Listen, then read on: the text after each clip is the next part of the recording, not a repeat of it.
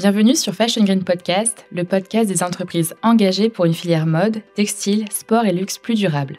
Pendant 2 jours, à Lyon, les Fashion Tech Days ont rassemblé des experts, marques, institutions et startups autour de la thématique « Performance durable, comment allier performance et baisse d'impact ». Un événement conçu pour découvrir et comprendre comment l'utilisation des technologies peut renforcer les pratiques éthiques et durables de la filière textile afin d'offrir des perspectives nouvelles et innovantes pour l'avenir de la filière. Bonne écoute! Je suis Thomas Busutil, moi je suis économiste de formation, donc je n'ai aucune légitimité sur la partie technique.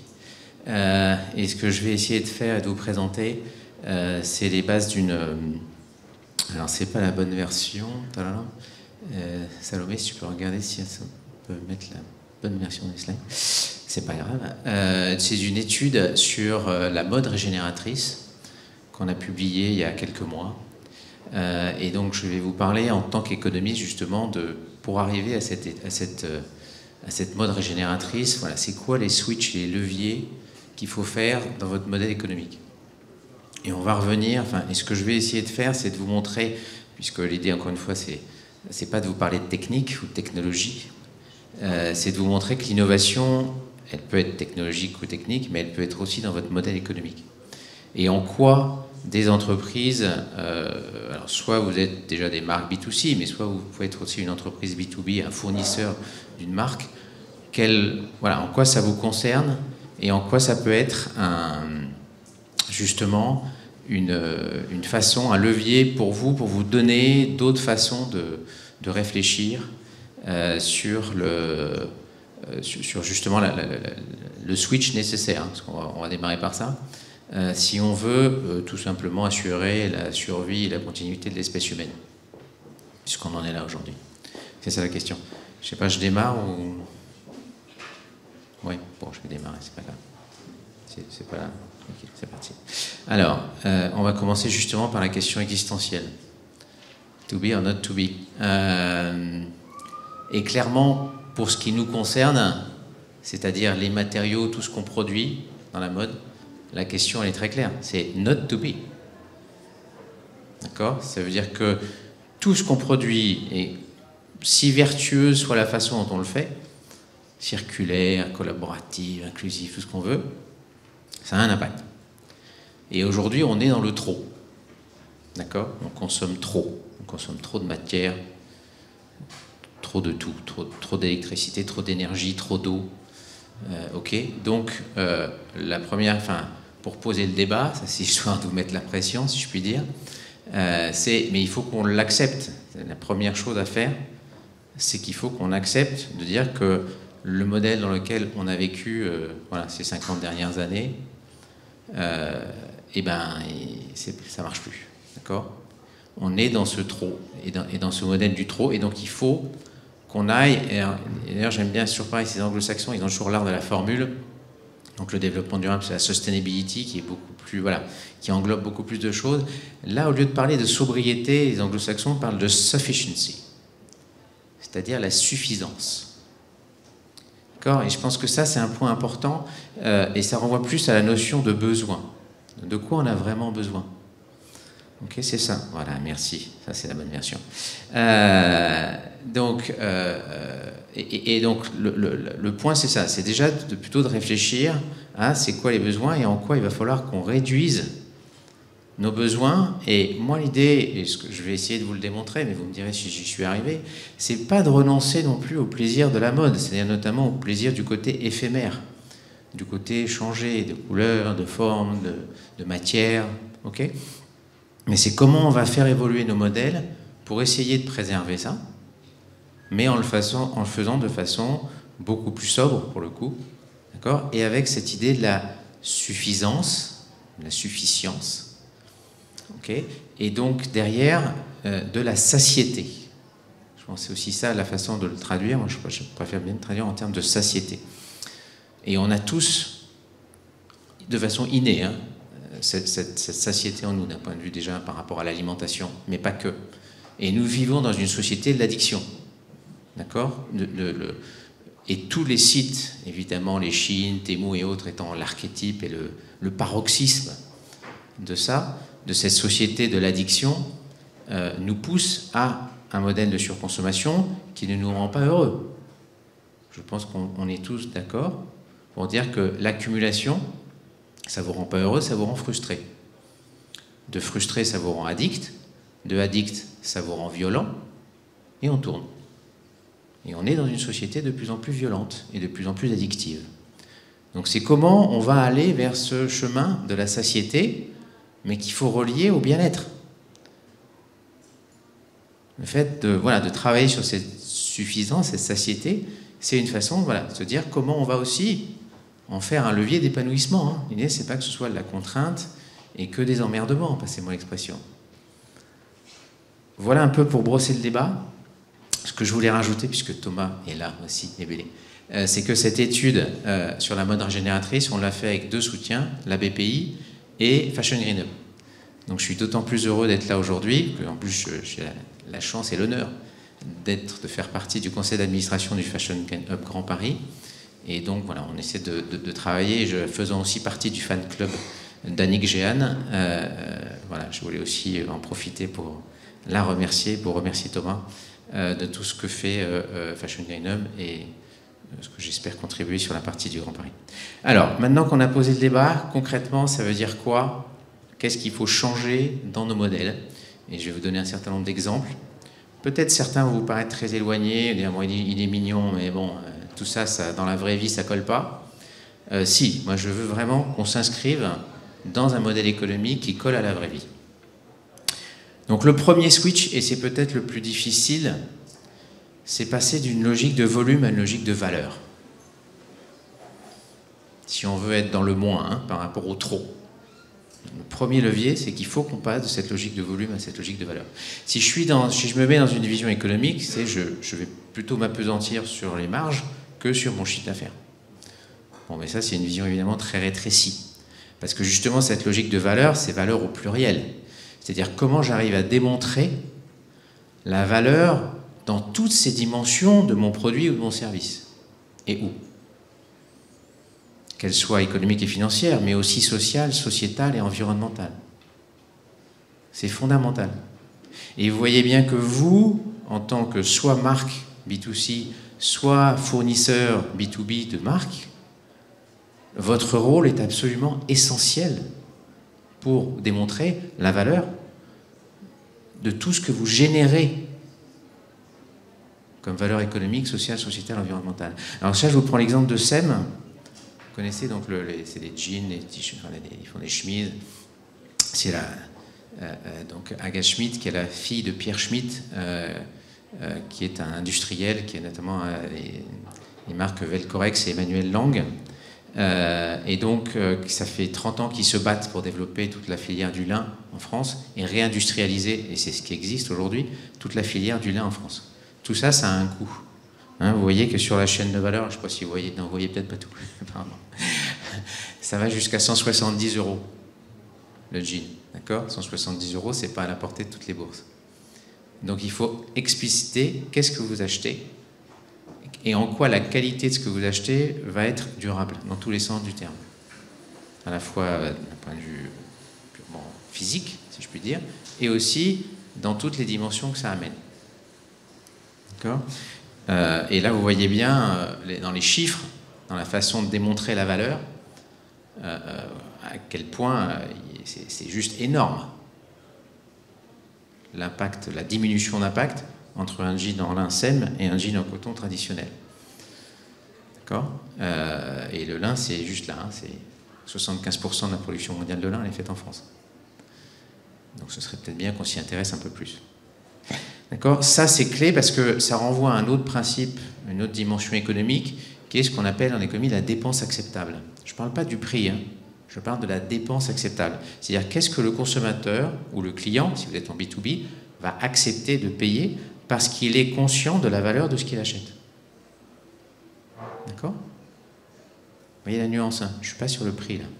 Je suis vraiment sur la dépense acceptable et comment je crée, en montrant, en démontrant, en matérialisant toutes les formes de valeur que j'amène, comment je vais travailler sur cette dépense acceptable. Ça n'empêche pas qu'il y a des vraies questions de financement, je vais y revenir tout à l'heure sur la partie accessibilité. Si on passe au slide d'après, du coup, je ne maîtrise plus rien. Deuxième levier qui est absolument clé, c'est passer d'une logique de produit à une logique solution. Autrement dit, produit plus service. Et ça, c'est un élément clé, parce que vous voyez bien que si vous êtes volume-valeur, vous risquez quand même d'avoir une petite contraction de votre business, quand même. Donc la façon de le redynamiser, c'est de se dire, ok, je vends des produits, je vends des matières, je vends un savoir-faire, en quoi je peux élargir ce truc-là pour y rajouter des éléments serviciels en essayant le plus possible de tendre vers le service. Parce que plus on va vers le service, plus notre empreinte elle est légère. Plus on allège notre empreinte, dans tous les sens du terme. D'accord ? Donc ça, c'est l'exemple d'un truc qu'on a co-designé, co-inventé avec le groupe Eram dans le bocage. C'est la première offre de location de chaussures multivie. Vous voyez bien que ça répond, ça rentre bien à cette idée de solution, de dire on ne va plus vous proposer une paire de chaussures, vous allez louer cette paire de chaussures, en avoir l'usage, on est dans la performance d'usage, d'accord, pendant quelques mois, et puis on va la reprendre, on va la reconditionner de façon industrielle, dans la seule usine française qui leur reste, à Montjean-sur-Loire, et on va la remettre dans des corners qui s'appellent Comme Neuve, que ce soit sur du e-shop ou en magasin. Oui, donc ça, c'est bien un passage où on intègre ce qu'on appelle l'économie de la fonctionnalité. On passe de la logique, je vends un produit à je vends une performance d'usage. Alors qui peut avoir aussi des engagements environnementaux, qui peut avoir des engagements sociaux ou sociétaux. En l'occurrence là, vous voyez, l'engagement sociétal, c'est-à-dire en quoi aussi cette solution peut, pour vous mesdames, que c'est une offre pour les dames, aider à conforter ou à renforcer votre confiance en vous. Puisqu'on part du principe, parce que vous savez que quand vous êtes devant le miroir le matin, vous levez le matin, vous avez 2 fois plus de pression sociale que nous les hommes, et je pense que c'est sous-estimé, notamment sur la façon de vous habiller. D'accord ? Donc comment aussi cette offre, et là il a fallu former les conseillers de vente, pour, de façon bienveillante, proposer à la cliente de dire, est-ce que vous ne voudriez pas essayer un modèle ou une couleur que vous n'avez jamais osé essayer dans un acte d'achat classique ? Genre ma sandale jaune pétard que j'ai jamais osé m'acheter. Bah là, c'est pas grave, si ça vous va pas, vous revenez le lendemain et on vous en donne une noire ou une bleu marine. Si ça vous va, il n'y a pas de souci, on a les mêmes en orange ou en rose fuchsia. Bon, ce qui est intéressant, c'est que quand on a fait l'étude sur 1000 premières clientes qui ont souscrit à cette formule, il y en a 10% qui ont dit oui, effectivement, j'ai osé des trucs que j'aurais pas osé dans un modèle de vente classique. Donc on voit bien qu'on a répondu aussi à cette attente sociétale. Vous voyez cette dimension de solution qui répond à des enjeux, à des défis sociétaux environnementaux. Et économiquement, ça marche. C'est un taux de renouvellement de 80%, c'est la création d'une nouvelle branche de clientes, puisque le cœur de cible, c'était de femmes actives 35-45. Là, 80% des clientes, c'était des millennials. D'accord ? Donc on voit bien, je n'ai pas le temps de donner tous les chiffres, mais je peux vous dire qu'économiquement, c'est un modèle qui fonctionne. En plus, on l'a lancé juste avant le Covid. On continue. Il faut que j'accélère. Je suis toujours trop bavard. Troisième shift, c'est la circularité. Bon, celui-là, vous le connaissez. Ce que je voulais, le petit schéma de gauche, là, c'était vous montrer que cette circularité, il faut l'avoir par rapport à votre cycle opérationnel, on va dire, d'accord, sur l'extraction des matières, l'utilisation, les déchets, voilà, la fin de vie. Mais il faut aussi l'avoir sur l'impact. Parce que si on utilise des matières plastiques ou des emballages, polybags au hasard, d'accord, à usage unique qui se retrouvent dans l'environnement, il y a aussi une circularité négative. C'est-à-dire que ce plastique qui part dans l'environnement, et ben, Dame Nature, elle nous renvoie le cadeau via la chaîne alimentaire ou via les courants marins et aériens. Aujourd'hui, vous allez en haut des Pyrénées, il y a des études qui ont montré ça, c'est farci de plastique dans la glace. Vous analysez la glace qui est en haut du sommet des Pyrénées, c'est farci de plastique, ça glisse, ça repart, enfin ça fond, et ça va dans nos fleuves, et ça refait un tour. Donc, ayez aussi dans la circularité cette vision de l'impact. Et donc derrière, c'est comment je peux circulariser au maximum l'ensemble de mes processus. Bon, là, je vous ai pris un exemple que vous connaissez peut-être, c'est le projet de slip circulaire que le slip français a fait avec 1083 pour arriver à créer un fil mélangé coton élastane, qu'on a beaucoup de mal à les séparer, et à refaire un caleçon ou un boxeur à partir de ce fil qui est un fil mélangé, enfin qui mélange intrinsèquement, si je puis dire, le coton et l'élastane. Mais vous êtes beaucoup plus calé que moi là-dessus, donc je vais passer rapidement. Ensuite, quatrième levier, qui est lié à ces deux éléments-là. Hein, là, je parlais de 1083 et du CIF français, sur notamment aussi quand on pense solution, ces modèles, des modèles circulaires, ces modèles d'économie de la fonctionnalité. D'ailleurs, l'économie de la fonctionnalité s'appelle l'économie de la fonctionnalité et de la coopération, l'EFC. Et c'est pas un hasard. C'est-à-dire qu'on ne peut penser ces modèles que dans des logiques de coopération. Et se dire, si je veux développer des nouveaux services assez rapidement et autres, il faut que je réfléchisse à quels sont les acteurs clés de ma solution. Et quelle est la proposition de valeur que je vais aller leur adresser, d'accord, au-delà de la proposition de valeur client. Hein, souvent, les boîtes, elles disent, voilà, on va travailler la proposition de valeur client. Qu'est-ce que veut le client et comment je réponds à l'attente client. C'est plus suffisant. Il faut aussi réfléchir dans ces modèles-là à c'est quoi les propositions de valeur pour chacun des acteurs clés de ma solution. Donc l'exemple deux exemples. Est-ce que FitCop est dans la salle? Parce que c'est les locaux de l'étape quand même. Non, ils ne sont pas là. Si, vous êtes là, d'accord. Ravi. Bon, donc ce qui est intéressant sur Later, donc ça c'est une veste Later. Je fais leur pub. Donc c'est des Bretons.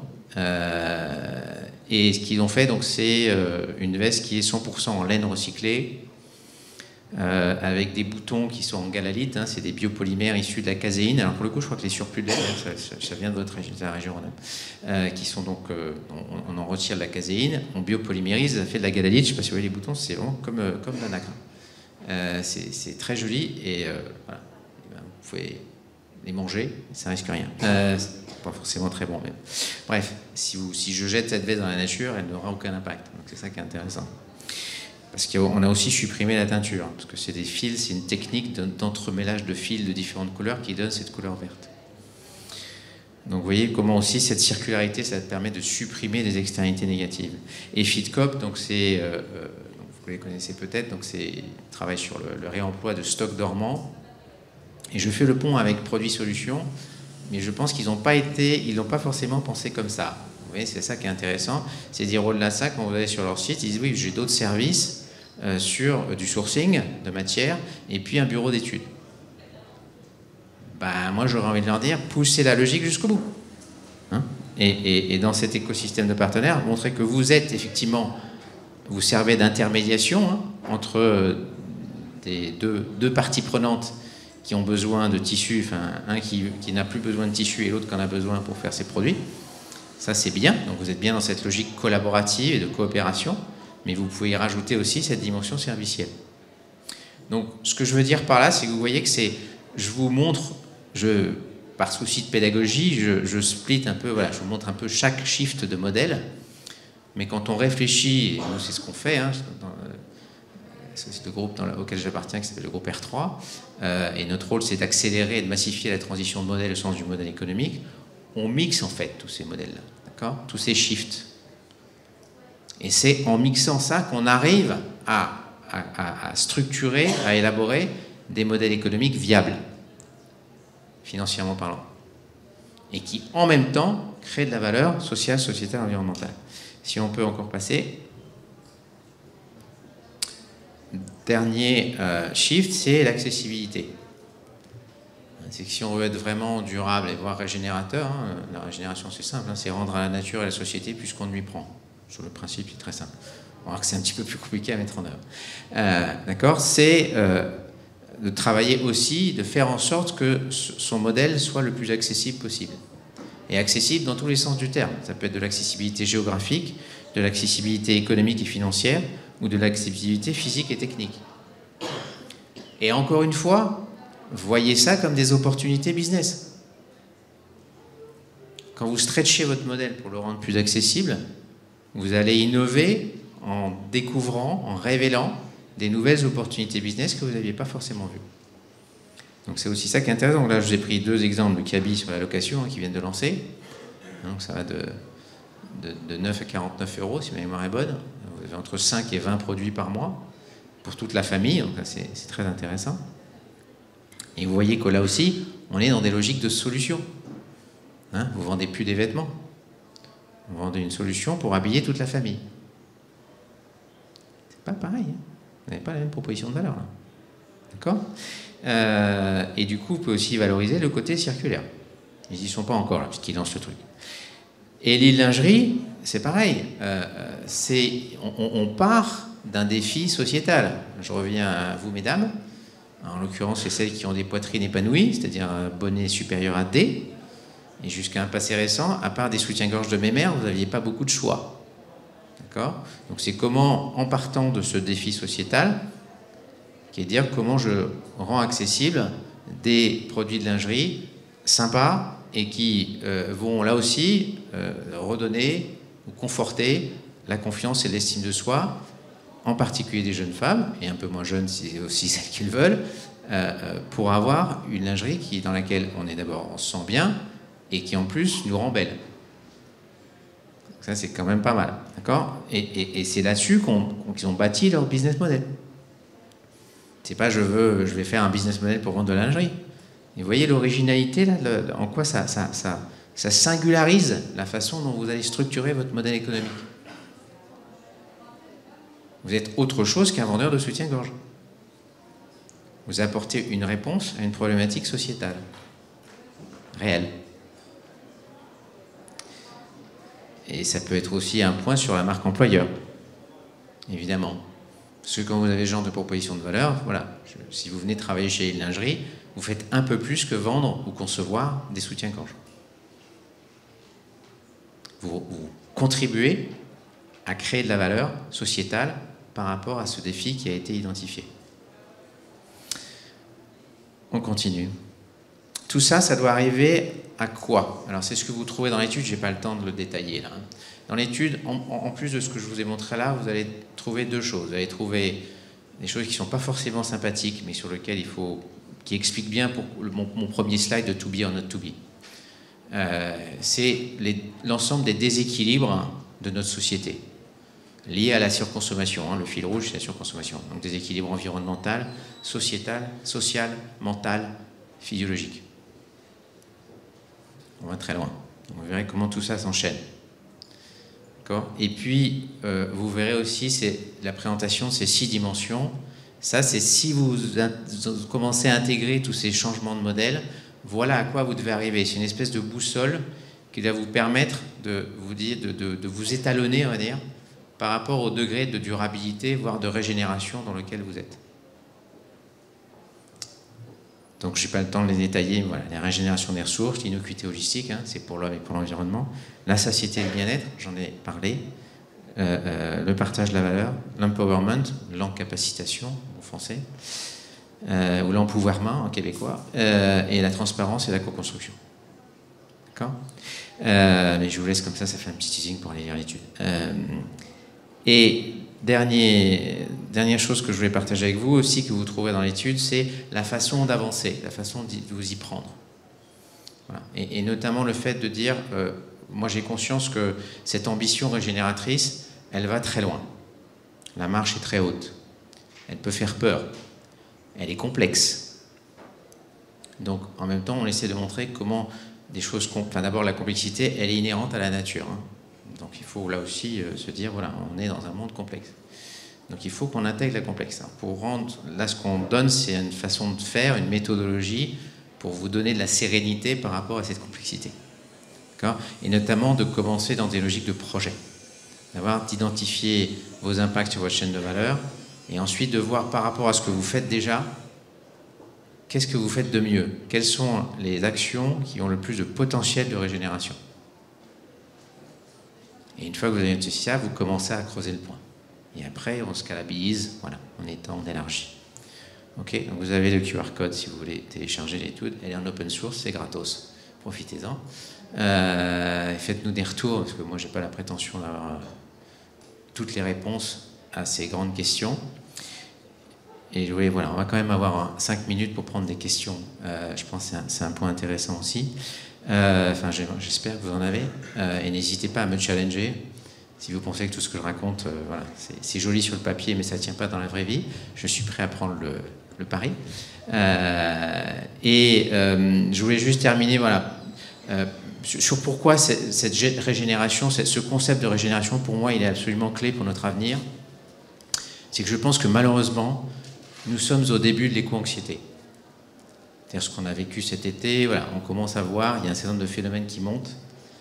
Et l'éco-anxiété ou la solastalgie, c'est un concept du philosophe Glenn Albrecht, qui est, pour faire simple, c'est la nostalgie d'un passé qu'on ne reverra pas. D'accord ? Un bord de mer, voilà, l'eau qui monte, la plage, elle a disparu. Hein. Moi, j'ai la chance d'avoir des origines corses, et moi, je peux vous dire, l'eau, je la vois monter tous les ans. Je pense que ceux qui habitent à la montagne disent la même chose sur les glaciers. Ok ? Donc voilà, donc c'est ça la solastalgie. Et donc, si je vous racontais moi tout ce que je connais moi, puisque mon job c'est aussi de regarder tout ce qui se passe et d'analyser tous ces signaux faibles, je vous déprime pour les 6 prochains mois. Donc moi-même j'ai dû travailler sur ma propre résilience pour affronter tout ça et proposer des solutions et rester optimiste. Je pense que la régénération pour moi c'est une façon, c'est à la fois un modèle et un récit pour garder de l'espoir, à la fois pour ma génération, faire en sorte que ça se termine relativement le moins mal possible, et surtout celle d'après. Moi, j'ai 2 enfants de 27 et 25 ans qui vont se prendre ce dérèglement climatique et sociétal en pleine figure. Donc, c'est qu'est-ce qu'on peut faire justement pour garder de l'espoir en disant que tout n'est pas foutu et qu'on peut encore changer les choses et qu'il n'appartient qu'à nous de les changer. C'est ce que dit le GIEC. Hein. Voilà.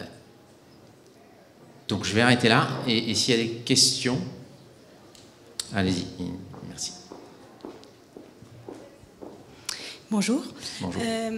Je voulais revenir sur le terme régénératrice, oui. Régénération, régénérative, oui. Parce que j'ai l'impression que c'est un peu le terme qui est en train d'être galvaudé en ce moment. On a usé la durabilité, donc on cherche un nouveau mot.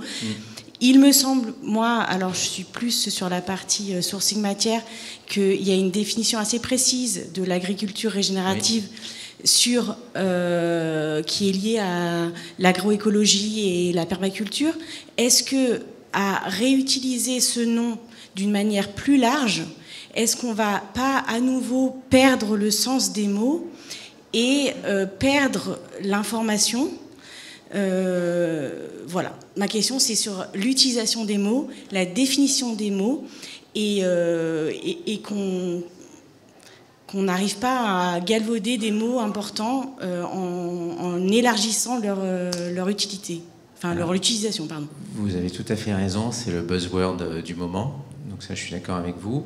Il y a ce risque, c'est évident, il va y avoir du regenerative washing. Ça commence à venir, ça existe déjà. Donc bien sûr, d'où le fait, et c'est bien pour ça que nous on a publié cette étude en open source. Enfin, nous notre conviction, c'est plutôt que de dire ça va être encore galvaudé machin, c'est essayons de partager le maximum de concepts, d'idées concrètes, opérationnelles, pour justement définir ce que ça veut dire concrètement. Par exemple, dans l'étude, j'ai pas le temps là aussi de tout pousser, mais ce qu'on dit, ce que ça change entre une entreprise contributive et une entreprise régénérative, c'est qu'on va tendre vers la suppression des impacts négatifs et non pas la diminution. On essaie de supprimer les externalités négatives. Et à l'extrême inverse, de maximiser toutes les formes de contribution qu'on a. Parce qu'on va travailler dans un certain endroit, avec un certain type de personnes. Voilà. Il y a des questions supplémentaires à se poser. Donc nous, on essaie de donner, et encore une fois, moi, je n'ai pas la prétention d'avoir la vérité révélée, mais en tout cas de proposer des choses qui vont permettre de cerner concrètement qu'est-ce que ça veut dire si on veut prétendre être une entreprise régénérative. Démontrez-moi que vous avez supprimé ou que vous cherchez à supprimer vos externalités négatives. Montrez-moi comment vous avez cette vision holistique et vous n'êtes pas en train de travailler sur votre plan de décarbonation, ce qui est complètement stupide si vous n'y mettez pas un plan sur la biodiversité en parallèle. Parce que vous marchez sur une jambe.